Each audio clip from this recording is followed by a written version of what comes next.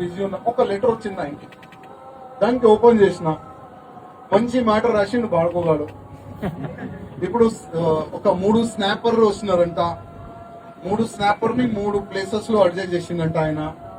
ఆ స్నాపర్ వాళ్ళు మన పైన దాడి చేస్తారంట.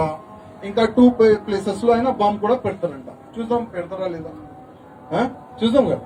ఇప్పుడు పోలీసు వాళ్ళకి ఆ లెటర్ చూపెడితే కూడా సార్ ఇట్లాంటి వస్తూనే ఉంటది, ఏం కాదు వాళ్ళు అంటారు. అది కూడా మనకు తెలుసు, వాళ్ళకి యాక్షన్ తీసుకొని వాళ్ళకి లేదు. ఎందుకంటే రాజాసింగ్ ఎప్పుడు పోతే మేము ఫ్రీ అవుతామని ఆలోచనలో పోలీసు వాళ్ళు ఉంటారు. ఓకే, వాళ్ళు అట్లాంటి రెడీ ఉంటే మనం కూడా రెడీ ఉన్నాం, నో టెన్షన్. కానీ ఇంకా ముందు మనం ఏమి చెయ్యొచ్చు, ఇంకా బాగా ఏమి చెయ్యొచ్చు.